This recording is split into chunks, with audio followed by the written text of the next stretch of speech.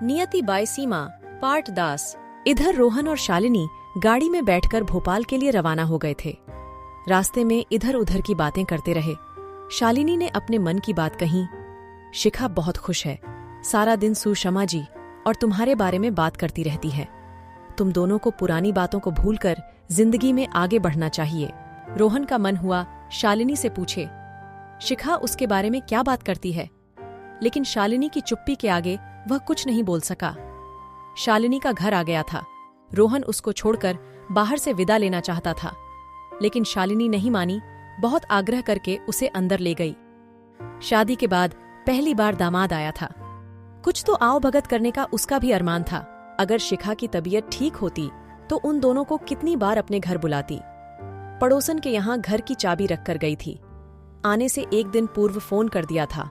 उसने साफ सफाई करवा दी थी और खाने पीने की आवश्यक सामग्री भी रख दी थी। रोहन के लिए चाय और बेसन की पकौड़ी बनाकर तुरंत ले आई। मन तो उसे खाना खिलाकर भेजने का था, लेकिन रोहन शीघ्रता से अपने कार्य समाप्त करना चाहता था। रोहन सारा दिन काम में बहुत व्यस्त रहा। रात को लेटा तब बहुत देर हो गई थी। एक बार को मन में आया शिखा को फोन कर ले, लेकिन समय देखकर अपने आप पर नियंत्रण कर लिया। अगले दिन पहुंचते ही वह शिखा के सामने अपना दिल खोलकर रख देगा। क्या क्या कहेगा, सोचते सोचते उसे नींद आ गई। अगले दिन उसे काम शीघ्रता से निपटाकर घर शाम तक पहुंचने का मन था। मौसम का मिजाज भी कुछ ठीक नहीं लग रहा था। तेज हवाएं चल रही थीं। आसमान में हल्के बादल छाए हुए थे। कार्य समाप्त करके वह भोजन कर रहा था। मौसम और खराब हो गया था। तूफान की आशंका लग रही थी। ऐसे में जाना ठीक होगा कि नहीं। वह सोच ही रहा था कि उसका ड्राइवर बोला, साहब, इस मौसम में जाना ठीक नहीं होगा। इतनी तेज हवा से कोई पेड़ उखड़कर गाड़ी पर गिर गया तो क्या करेंगे, या रास्ते में गिरा पड़ा होगा तो आगे कैसे जाएंगे। रास्ते में फंसकर रह जाएंगे। आज यहाँ ठहरते हैं, कल सुबह जल्दी निकल जाएंगे। रोहन को ड्राइवर की बात सही लगी। वह उसे रात को वहीं रुकने का निर्देश देने ही वाला था कि उसके फोन की घंटी बज गई। दीपा बोल रही थी। उसकी आवाज ठीक से सुनाई नहीं दे रही थी। बहुत कोशिश करने पर वह यही समझ पाया कि पारुल घर आई थी। उसकी बातों से शिखा बहुत परेशान हो गई।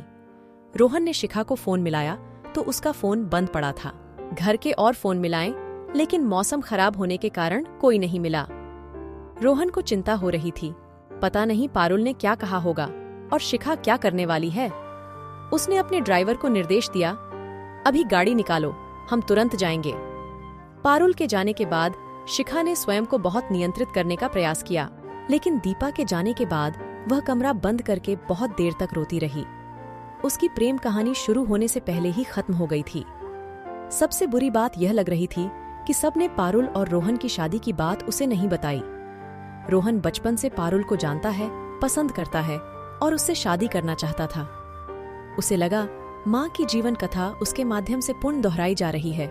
पिता को मजबूर किया गया माँ से शादी करने के लिए, और उन्होंने इस कारण माँ से हमेशा घृणा की। खुलेआम उन्होंने इस रिश्ते को बोझ समझा और उनसे दुर्व्यवहार करके इसका प्रदर्शन भी किया। रोहन ने भी शादी बड़ों की जिद के कारण की। बस वो उसे अपनी जिम्मेदारी समझ रहा है। हो सकता है उस पर तरस खा रहा हो, इसलिए दुर्व्यवहार ना कर रहा हो, लेकिन उसके दिल में तो अवश्य उसके लिए नफरत होगी। और अगर आज नहीं, मजबूरी में बनाए रिश्ते धीरे धीरे सड़ जाते हैं। वह हमेशा अपनी जिंदगी बर्बाद करने के लिए उसे ही दोषी मानता रहेगा। शिखा को लगा अगर वह रोहन को सच्चा प्यार करती है तो उसे उसके जीवन से चले जाना चाहिए। उसे स्वतंत्र कर देना चाहिए, जिससे वह अपनी जिंदगी अपने तरीके से जी सकें। पारुल जैसी अत्याधुनिक युवती से वह कैसे मुकाबला कर सकती है। पारुल का पहनावा, रहन सहन सब रोहन के स्तर का था। शिखा उसे तो ठीक से मेकअप करना भी नहीं आता था। पारुल से कैसे टक्कर ले सकती है। टक्कर की बात तो तब होती है जब रोहन असमंजस में होता कि वह किसका चयन करे। रोहन ने तो पारुल का ही चुनाव किया था। शिखा तो एक अनचाहा बोझ बनकर उसकी जिंदगी में आ गई थी। शिखा ने निश्चय किया कि वह रोहन को छोड़ देगी। उसके आने से पहले ही वो चली जाएगी अपनी बेटी को लेकर। शांति की तबीयत ठीक नहीं थी। वह खाना बनाकर अपने कमरे में आराम करने चली गई। सेवक राम नीचे हॉल में बैठा ऊँघ रहा था। शिखा रोती जा रही थी और अपना सामान सूटकेस में लगाती जा रही थी। उसको अकेले जाना होता तो 2-4 कपड़े सूटकेस में डालती, पर्स उठाती और कब की निकल गई होती। लेकिन छोटी बच्ची के साथ ऐसा संभव नहीं था। उसकी आवश्यकता का सामान ध्यान से रखना बहुत जरूरी था। शाम हो गई थी। उसके रोते रोते आंसू सूख गए थे। सामान लगा लिया था, भूख लगी थी। नन्ही नियति भी कुलबुला रही थी। रसोई में अपने लिए खाना गर्म किया, नियति को भी दूध पिलाया और हाल में आकर बैठ गई। मन नहीं कर रहा था घर को छोड़कर जाने का। इतने महीनों में अपना लगने लगा था। बाहर देखा, मौसम बहुत खराब था। ऐसे में सामान और बच्ची के साथ जाना ठीक नहीं होगा। वैसे भी ऐसे मौसम में रोहन भी नहीं आने वाला। वह शायद रात को रुककर सुबह चलेगा। शिखा ने सोचा वह प्रातः निकल जाएगी, यही ठीक रहेगा। अपने आप को संयत कर वह आराम से सोफे पर बैठ गई। दिन भर की उठापटक से थक गई थी, झपकी लग गई। फोन की घंटी बजी तो देखा रोहन का फोन था। स्वर ठीक से नहीं सुनाई दे रहा था, बस इतना समझ में आया, तुम ठीक हो ना? मैं 1 घंटे में पहुंच जाऊंगा। फोन कट गया। शिखा हेलो हेलो करती रह गई। उसके बाद कई बार संपर्क करने की कोशिश की, लेकिन सफलता नहीं मिली। 9 बजे थे, तेज आंधी तूफान आ रहा था। बादल गरजने की आवाज से घबरा गई। वह सोच रही थी, हे भगवान, रोहन को ऐसे मौसम में आने की क्या आवश्यकता थी? शिखा की बेचैनी और घबराहट बढ़ती जा रही थी। गाड़ी खराब हो गई तो, कोई हादसा हो गया तो, सोच सोच कर उसका बुरा हाल हो रहा था। कभी भगवान की मूर्ति के आगे हाथ जोड़कर बैठ जाती तो कभी फोन मिलाने की कोशिश करती। बस रोहन सुरक्षित रहना चाहिए, उसे कुछ नहीं होना चाहिए। सेवक राम इन बातों से बेखबर बहुत पहले ही अपने कमरे में सोने चला गया था। इतने बड़े घर में बिल्कुल अकेली। बादलों के गरजने की आवाज और रोहन की सुरक्षा की चिंता, शिखा के दिल की धड़कन बढ़ती जा रही थी। क्या करे, क्या ना करे? हॉल में वह बेचैनी से इधर उधर घूम रही थी। एक एक पल भारी लग रहा था। सोच सोच कर सिर में दर्द हो रहा था कि रोहन को कुछ हो गया तो वह क्या करेगी। उसके दिल से एक आवाज आई, वह तो रोहन को छोड़कर जाने वाली थी, उसे क्या अंतर पड़ता है? नहीं, वह रोहन को इसलिए छोड़ रही थी कि रोहन उसके बिना अधिक प्रसन्न रहेगा। उसको परेशान तो देख ही नहीं सकती थी। बस एक बार रोहन को सही सलामत देख ले, फिर उससे सब रिश्ते तोड़ देगी। उसकी याद में ही अपना सारा जीवन बिता देगी। इसी परेशानी में उसने 1-1.5 घंटा बिता दिया। लग रहा था सारा शरीर बेदम हो गया है, इतनी कमजोरी सी लग रही थी। उस दिन समझ में आया, चिंता से बड़ी बीमारी संसार में कोई नहीं है। रोहन रास्ते भर परेशान रहा, कहीं शिखा घर छोड़कर ना चली गई हो। पारुल के विषय में वह क्या सोच रही होगी? आंधी के कारण गाड़ी आहिस्ता चल रही थी और उसका मन विचारों का तेजी से जाल बुन रहा था।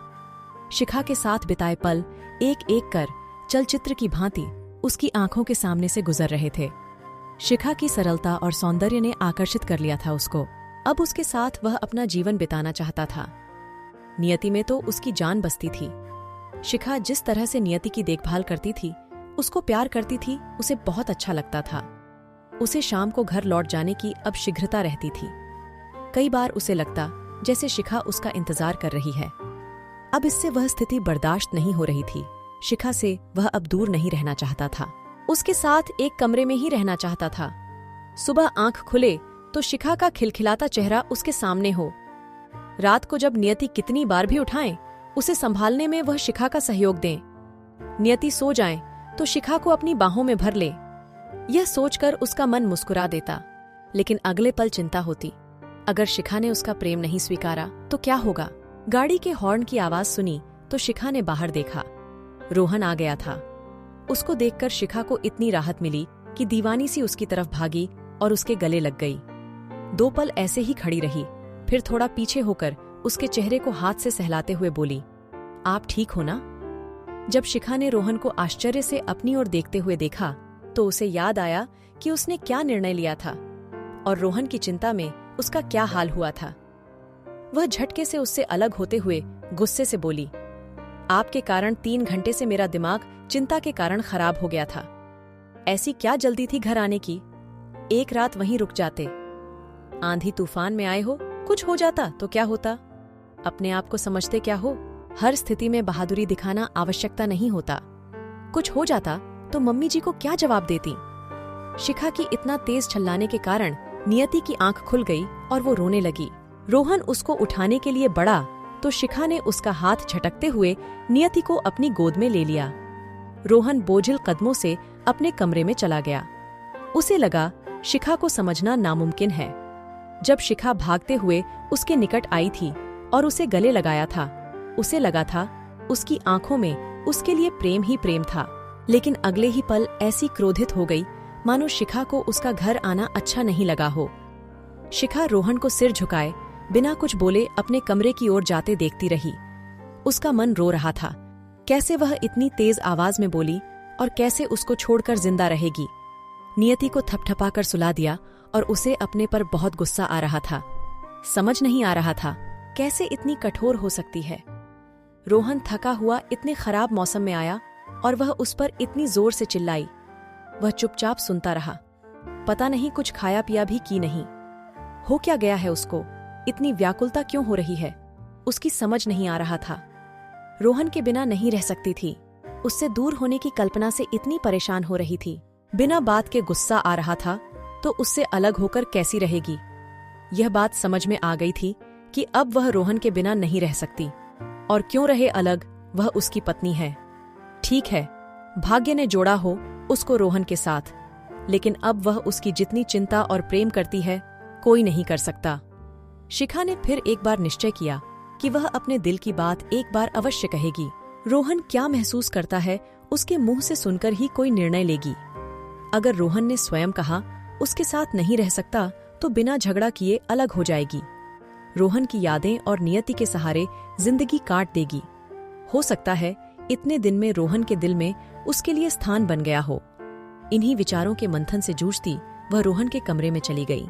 रोहन को रास्ते में एक जगह गाड़ी से उतरकर सड़क पर पड़े पेड़ को हटाने में ड्राइवर की सहायता करनी पड़ी थी। इस कारण वह थोड़ा गीला हो गया था। जब शिखा कमरे में पहुंची तो रोहन अपने बाल तौलिए से सुखा रहा था। गीले कपड़े उतारे नहीं थे। शिखा को देखकर रोहन सकपका गया। शिखा ने उसके हाथ से तौलिया लेकर उसके सर को सुखाते हुए बोली, माफ करना, मैं कुछ ज्यादा जोर से बोल गई। आपके फोन आने के बाद से मेरा चिंता के कारण बुरा हाल हो गया था। रोहन बोला, कोई बात नहीं, मुझे लगा तुम और नियति अकेले होंगे। दीपा भी चली गई होगी, इसलिए यहाँ आने की जल्दी हो रही थी। शिखा बोली, आपके कपड़े भी गीले हो गए हैं, बदल कर आ जाइए। मैं खाना लगाती हूँ। खाना खाते हुए शिखा रोहन को निहारे जा रही थी। भविष्य में पता नहीं क्या होने वाला है। इस तरह साथ बैठकर खाने का मौका मिलता है कि नहीं। खाना खाने के बाद रोहन नियति से मिलने शिखा के कमरे में गया। सूटकेस देखा तो उसने शिखा की तरफ प्रश्नवाचक दृष्टि से देखा। शिखा झेप गई और उससे कुछ जवाब देते नहीं बना। रोहन ने फिर पूछा, कहीं जा रही थी? शिखा सकुचाते हुए बोली, हाँ, सोच तो रही थी आपको और इस घर को छोड़कर जाने की, लेकिन आपके बिना अब जीना नहीं चाहती। रोहन ने शिखा का हाथ पकड़ते हुए कहा, किसने कहा तुमसे जाने के लिए? मैं चाहता हूं तुम और नियति हमेशा यहीं रहो मेरे साथ। शिखा बोली, लेकिन मुझे लगता है मैं जबरदस्ती आप पर थोपी गई हूं। आप तो पारुल से शादी करने वाले थे, उससे प्रेम करते थे। रोहन शिखा की तरफ स्नेह से देखते हुए बोला, पारुल से जब मैं शादी करने वाला था तब मैं प्रेम का अर्थ समझता ही नहीं था। उसे शादी एक सामाजिक रिश्ता था, और जब तुमसे शादी की तो वह अपनी गलती सुधारने के लिए जबरदस्ती करनी पड़ी थी। तुम्हारे साथ रहते रहते प्रेम का अर्थ समझ आया। अपने से अधिक तुम्हारी चिंता रहती है, तुम्हें खुश देखकर खुशी होती है, हर पल तुम्हारे साथ बिताने का मन करता है। मुझे तुम अच्छी लगने लगी हो, जिंदगी भर तुम्हारे साथ रहना चाहता हूँ। शिखा के मुख पर हर्ष और लज्जा के मिश्रित भाव थे। वह शर्माते हुए बोली, मैंने भी यह शादी मजबूरी में की थी, लेकिन अब आपका साथ अच्छा लगता है। जब आप चिंता करते हो, नियति को इतनी सावधानी और प्रेम से गोद में लेकर बैठते हो, तो मुझे बहुत सुकून मिलता है।